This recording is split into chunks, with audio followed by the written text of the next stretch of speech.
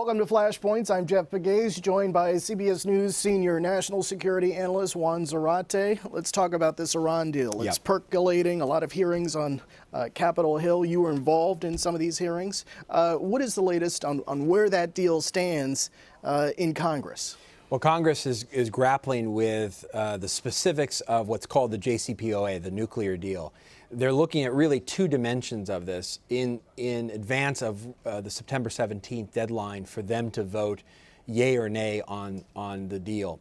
And really, the two issues are this, Jeff. One is, can we live with the nuclear dimensions of this deal, the elements of the deal that, in essence, allow Iran a nuclear infrastructure but diminish their capability? And if all goes according to plan, will delay their ability to break out toward a nuclear weapon. And of course, in the deal, Iran has pledged to only have a peaceful program in perpetuity. And so there's debate around all of the dimensions of that, whether or not we're simply delaying the inevitable, whether or not we can trust the Iranians, and whether or not the inspections and verification regime will work. The other side and the other key issue is, what about the sanctions? The sanctions have really been the key point of leverage that has brought the Rouhani regime to the table. And the Iranians have really wanted that relief as a core part of the deal. The question is, have we given up too much, too early, too big in terms of sanctions relief? And are we giving up our leverage long term to use the very same tools of financial pressure to keep Iran honest in the deal and also to deal with all of the other issues that we worry about with Iran?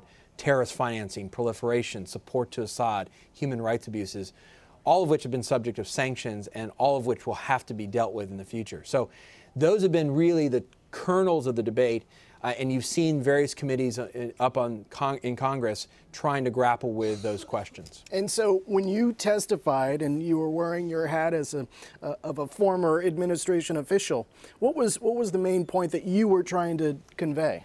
Well, I was called up to the Senate Foreign Relations Committee, which really does have a principal role in driving this debate. Chairman Corker and Ranking Member Cardin have been sort of chief proponents of the question about the deal and working with the administration. I was asked to talk about the sanctions dimension of the deal. And I put my former administration hat on, my expert hat on in terms of sanctions.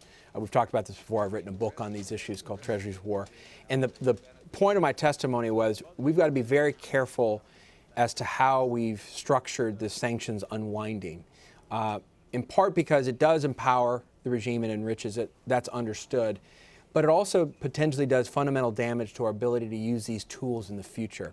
Because at the core of the deal is what the Iranians wanted, which is understandable, which is the normalization of trade and economic relations. But at the core of our economic sanctions policy, the policies that brought the Iranians to the table, is the ability to unplug them from that system. And so the question is, are the commitments in the deal, the commitments in the UN Security Council resolution, the very processes, have we inadvertently perhaps put that power on the table and negotiated it away? And have the Iranians been sly enough about that to actually corner us to give up that power and authority? And so that was what I was trying to explain and in some ways trying to warn about, because I think this deal is more than just what happens in the next year. It's what happens in the out years with the use of that kind of power. So that was the point that you made on Capitol Hill. Now put your analyst hat back on. Where do you think this is going to go? They're going to vote in mid-September. Do you think where do you think it's going to end up? Well, I think the debate is shifting. I think the administration is trying to shift the debate away from the sort of the faults of the deal, because you can pick apart any deal if you look at it hard enough, of course. And if you want to reject it, you can find ways of rejecting it. But I think the administration is saying, look, we did our best with the deal. We've used the leverage. The sanctions got us to this place. We're delaying this nuclear program. We've got inspections in a way that are going to work better than anything we have currently on the Iranian program. And really the question is, what's the alternative, right? And so that's been the mantra from the administration. And you see the Senate, you see Congress grappling with that question. What happens if Congress votes down this deal? What is the alternative? Can you renegotiate the deal? Will this empower the hand of the Secretary of State and the negotiating parties for a better deal? Or will the Iranians simply walk away, expand their program, and all you're left with is the potential of kinetic power and war?